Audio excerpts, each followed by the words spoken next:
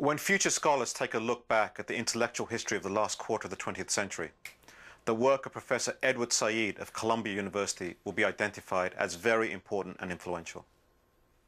In particular, Said's 1978 book, Orientalism, will be regarded as profoundly significant. Orientalism revolutionized the study of the Middle East and helped to create and shape entire new fields of study, such as postcolonial theory, as well as influencing disciplines as diverse as English, history, anthropology, political science, and cultural studies. The book has now been translated into 26 languages and is required reading at many universities and colleges. It is also one of the most controversial scholarly books of the last 30 years, sparking intense debate and disagreement. Orientalism tries to answer the question of why, when we think of the Middle East, for example, we have a preconceived notion of what kind of people live there, what they believe, how they act, even though we may never have been there or indeed even met anyone from there. More generally, Orientalism asks, how do we come to understand people, strangers, who look different to us by virtue of the color of their skin? The central argument of Orientalism is that the way we acquire this knowledge is not innocent or objective, but the end result of a process that reflects certain interests. That is, it is highly motivated. Specifically, Said argues that the way the West, Europe and the US, looks at the countries and peoples of the Middle East is through a lens that distorts the actual reality of those places and those people. He calls this lens through which we view that part of the world Orientalism, a framework that we use to understand the unfamiliar and the strange, to make the peoples of the Middle East appear different and threatening.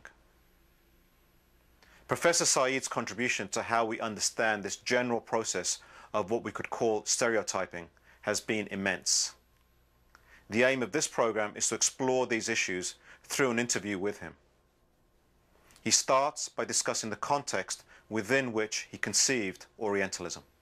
Well, my interest in Orientalism began for two reasons. One was an immediate thing, that is to say, the Arab-Israeli War of 1973, which had been preceded by a lot of images and discussions in the media and the popular press, about how the Arabs are cowardly and they don't know how to fight and they're, always going to be beaten because they're not modern.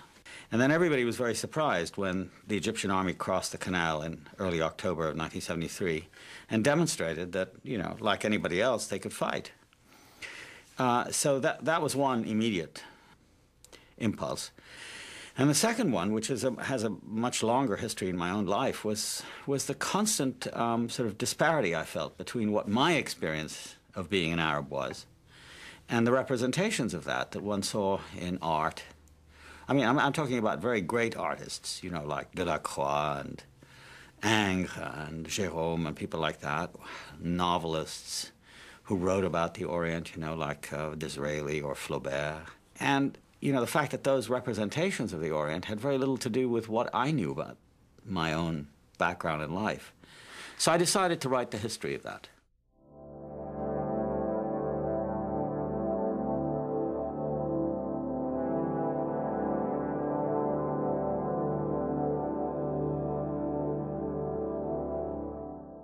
If somebody, let's say in the 1850s or 60s in Paris or London, wished to talk about or read about India or Egypt or Syria, there would be very little chance for that person to simply address the subject, as we like to think, in a kind of free and creative way. A great deal of writing had gone before. And this writing was an organized form of writing, like an organized science, what I've called Orientalism. And it seemed to me that there was a kind of repertory of images that kept coming up, the sensual woman who's there to be sort of used by the man. The East is a kind of mysterious place full of secrets and monsters. The marvels of the East was a phrase that was used. And the more I looked, the more I saw that this was really quite consistent with itself. It had very little to do with people who had actually been there.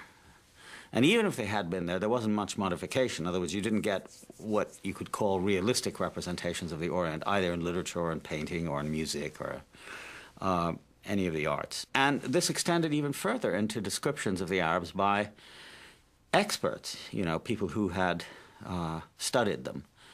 And I noticed that even in the 20th century, some of the same images that you found in the 19th century, amongst scholars like Edward William Lane, who wrote his book on the modern Egyptians in the early 1830s. And then you read somebody in the 1920s, and they're more or less saying the same thing. One great example that I always give is that the wonderful French poet Gérard de Nerval, who went on a voyage to the Orient, as he called it. And I was reading this book of his travels in Syria, and there was something very familiar about it. You know, it sounded like something else that I'd read. And then I realized that what he was doing almost unconsciously was quoting Lane on the Egyptians, on the theory that the Orientals are all the same, no matter where you find them. I mean, if it's in India or in Syria or in Egypt, it's basically the same essence. So there develops a kind of image of the timeless Orient, as if the Orient, unlike the West, doesn't develop. It stays the same. And that's one of the problems with Orientalism, is it creates an image outside of history, of something that is placid and still and, you know, eternal, which is simply contradicted by the facts of history. You see, so that's in that one sense, it's a creation of you might say an ideal other for Europe.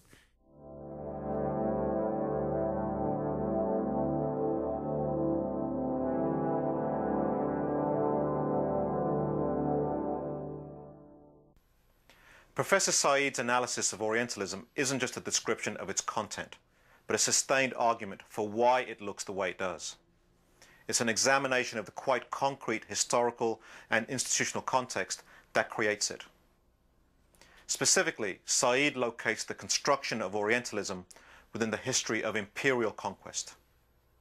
As empires spread across the globe, historically the British and the French have been the most important in terms of the East.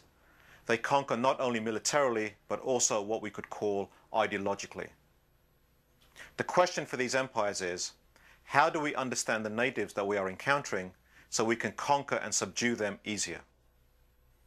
This process of using large abstract categories to explain people who look different, whose skin is a different color, has been going on for a long time, as far back as there has been contact between different cultures and peoples. But Orientalism makes this general process more formal in that it presents itself as objective knowledge. Said identifies Napoleon's conquest of Egypt in 1798 as marking a new kind of imperial and colonial conquest that inaugurates the project of Orientalism. There was a kind of break that occurred after Napoleon came to Egypt in 1798. I think it's the first really important modern imperial expedition. So he invades the place, but he doesn't invade it the way the Spaniards invaded the New World, looking for loot. He comes instead with an enormous army of soldiers, but also scientists, botanists, architects, philologists, biologists, historians, whose job it was to record Egypt in every conceivable way and produce a kind of scientific survey of Egypt, which was designed not for the Egyptian, but for the European. And, of course, what strikes you, first of all, about the volumes that they produced is their enormous size. They're a meter square. And all across them is written the power and prestige of a modern European country that can do to the Egyptians what the Egyptians cannot do to the French. I mean, there's no comparable Egyptian survey of France. To produce knowledge, you have to have the power to be there and to see in expert ways things that the natives themselves can't see.